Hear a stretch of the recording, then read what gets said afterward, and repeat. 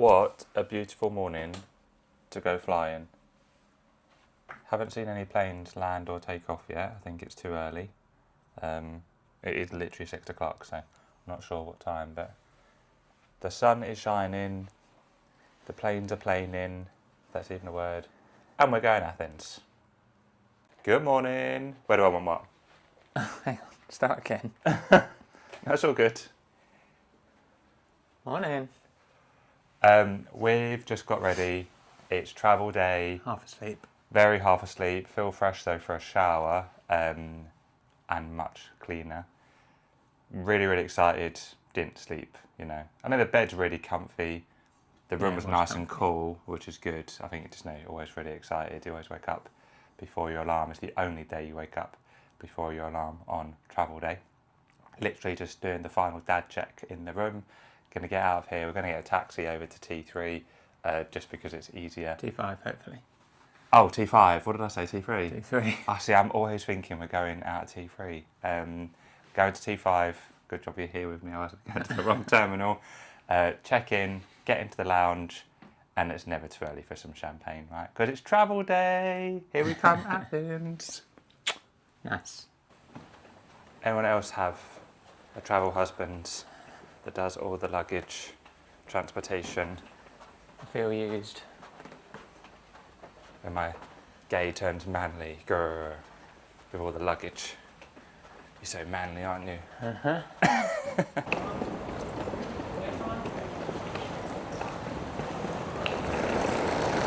Cutest little sausage dog in the world.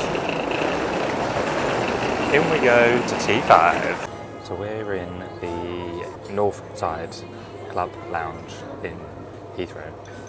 And it's very busy, which is why I'm talking a bit quiet, because there's a lot of people in here today. We just both had granola, but you can get like full English breakfast and sort of things. Obviously there's self-service bar and drinks, and it's like the prime spot for watching planes. We've got a seat at the high top overlooking the runway, which is incredible. Managed to get ourselves some champagne. I've got a nice coffee. T's got a latte. Nice place to relax and chill before we get on our flight. We have done some shopping, bought some aftershave as the obligatory airport thing to do. So we're sat in the lounge and literally looking outside saying it's absolutely clear as anything. So it's like the perfect day for flying. And then we both get an email from British Airways saying our flight's delayed by 25 minutes. Not because of weather, because of air traffic control apparently. And when we checked in, it was quite a long queue. We did get there at like 6. The baggage carousel was broken again. And when that happened last year, when we went to Cologne, our bags never arrived. So we had a weekend in Cologne, and we checked in our bags, silly enough. So we didn't actually have anything. So we ended up spending some of our time shopping, and then our bags got delivered to our home address when we actually then got home. So that was an experience. But since then we bought AirTags, so all of our cases have AirTags in, so we kind of know where they are. I mean, if they don't leave Heathrow, then there's nothing we can do. But at least we kind of can have a bit of an idea. We know we're not going to get them. What's that? We know we're not going to get them. What do you mean? If the AirTag doesn't move. Oh yeah, I mean if we land in Athens and it shows at Heathrow and it's like, oh okay, we haven't got that, so I have to wear the same boxes for 10 days so.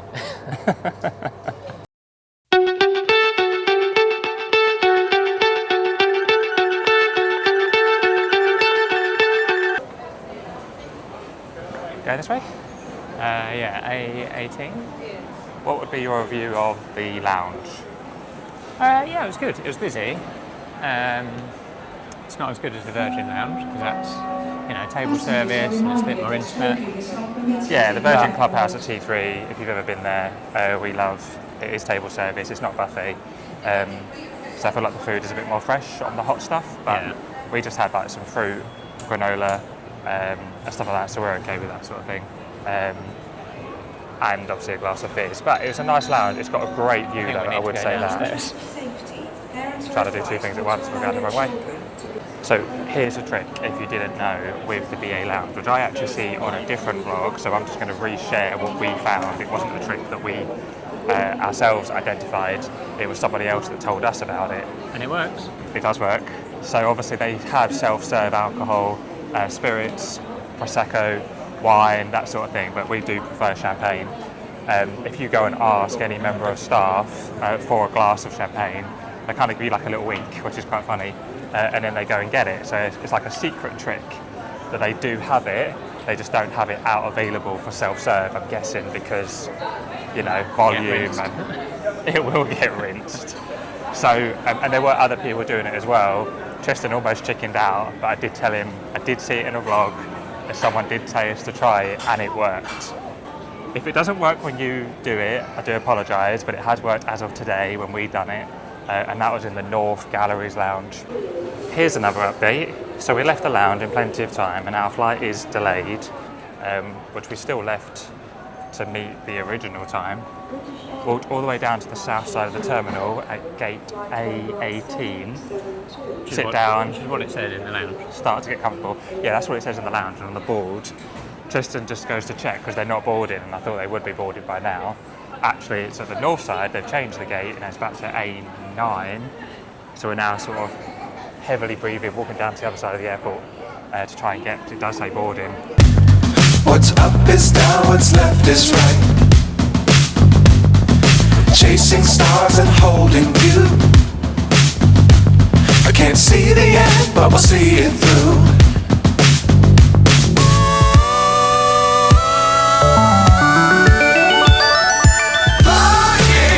So finally got on the plane, boarded really quick actually. The service has been really, really attentive, and the captain said he's going to take a shortcut. I don't know why he wouldn't take that in the first place. And go fast.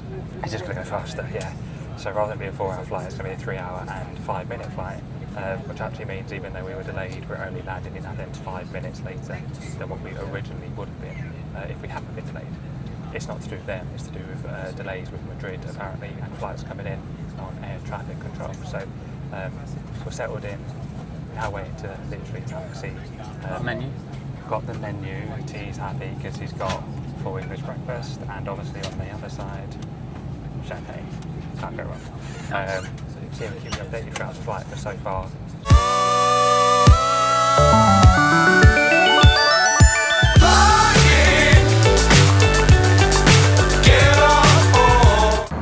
We are in the air and we have champagne. Cheers. Peace is restored.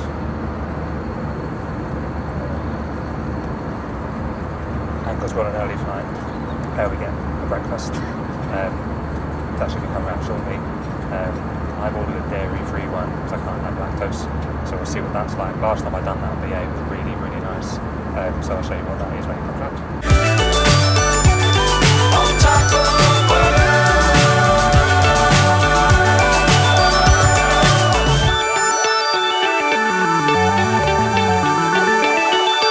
What did you get, Tristan? I've got the English breakfast.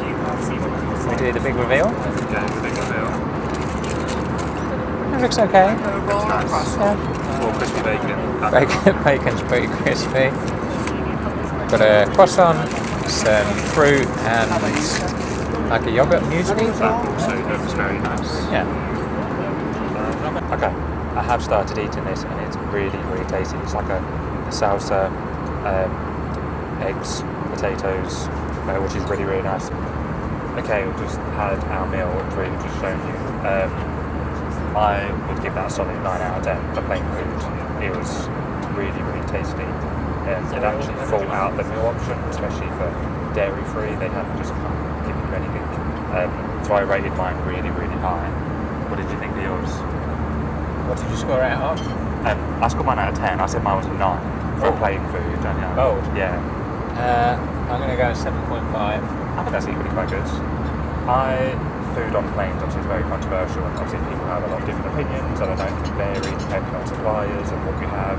But every time I've ordered a dairy, lactose-free meal on British Airways, it's always been very, very good.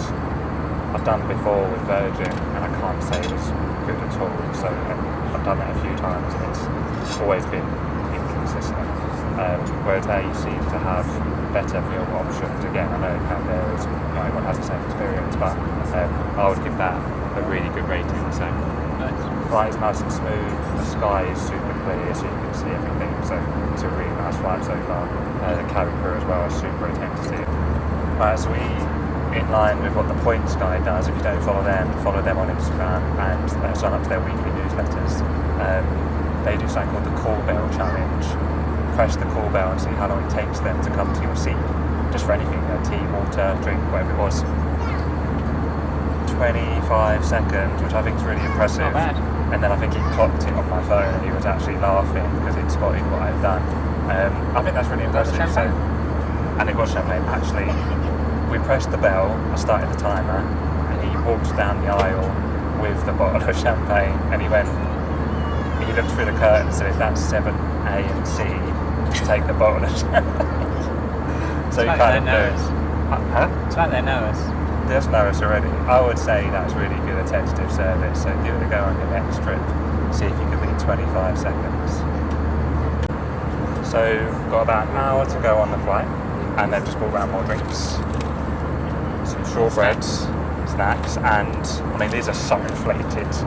Tyrrell's Crisps, which if you don't know, is our name. So we don't own these, by the way, but we do tell people. I wish. Yeah, we wish we did. I literally just said to Tristan, this is what I'm going to be like at the end of the flight. Really. End of the holiday. End of the holiday, yeah, probably.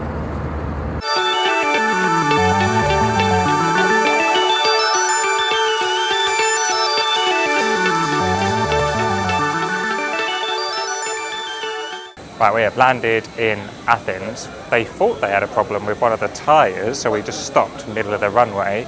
Apparently when we took off there was a loud bang, I didn't hear it, and they thought there might have been an issue, but it was absolutely fine, they got it checked over.